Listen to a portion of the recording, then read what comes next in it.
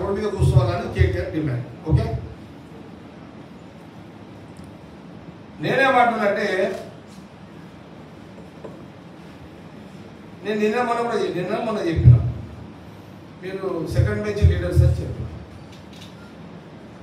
CM Revanth Reddy గారు మొదటి bench నాయకుడు, ప్రతిపక్ష నాయకుడు కేసీఆర్ గారు కూడా మొదటి బెంచ్ నాయకుడు.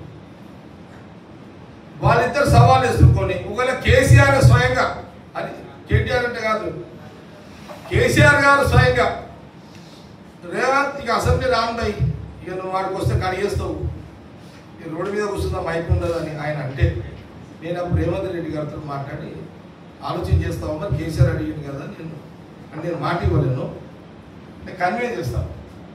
ఇప్పుడు డైరెక్ట్గా కేసీఆర్ గారే ప్రతిపక్ష నాయకుడే ఇక రోడ్డు మీద కూర్చుందాం అంటున్నారు కదా, మీరు కూడా రేవంత్ రెడ్డి గారు మీరు కూడా మరి ఆలోచన చేయండి, మీ ఒకటే కేటగిరీ కదా, ఇద్దరు ఫస్ట్ బెంచ్ లీడర్ కదా, మీరు కొంత ఆలోచన చేస్తారని కొంత చర్చి ప్రయత్నం చేస్తారు. ఇక ఇప్పటి నుంచి కేటీఆర్ హరీష్ రావు ఎక్కడికి రమ్మన్నాడు, ప్రెస్ క్లబ్కు రమ్మన్నా, ఏ క్లబ్కు రమ్మన్నా నేను వస్తాను. ఆయన స్టేట్మెంట్ ఇవ్వగానే మళ్ళొక్కసారి స్టేట్మెంట్ ఇవ్వగానే కేటీఆర్ గారు మళ్ళీ స్టేట్మెంట్ ఇవ్వగానే నేను గాంధీ భవన్ నుంచి బయలుదేరాను. ఎందుకంటే నేను ఒక మున్సిపల్ కౌన్సిలర్ ఉన్నా, మున్సిపల్ చైర్మన్ అయినా, నేను 3 సార్లు ఎమ్మెల్యే అయినా, 2 సార్లు ఓడిపోయినా, నువ్వు 4 సార్లు ఎమ్మెల్యే అయినా, నువ్వు సెకండ్ బెంచ్ లీడర్ పోయి నేను second bench leader, no doubt. నేను నేను కూడా సెకండ్ బెంచ్ లీడర్, మన ఇద్దరం తెలుసుకుందాం. నువ్వు ముఖ్యమంత్రి కొడుకుగా ఫీల్ కాకు ప్లీజ్.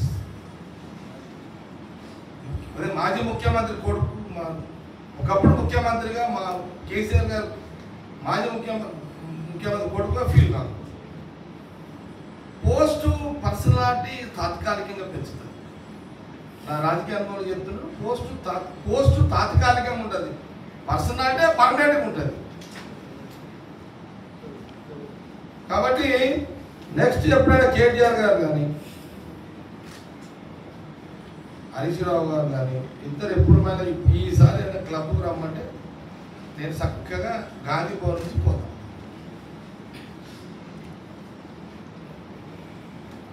ఇక నేను కూడా రెడీ అయిపోయాను. మీరు అడిగారు, మన గాంధీ భవన్ మీడియా అడిగారు, నేను అడిగాను. వాళ్ళు కార్యకర్తలతో వచ్చారు, మీరు కూడా కార్యకర్తలతో పోతారా, ఒకరే పోతారా?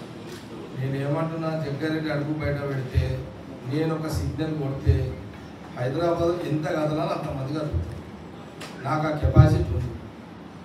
నేను ఇట్లా కాదు,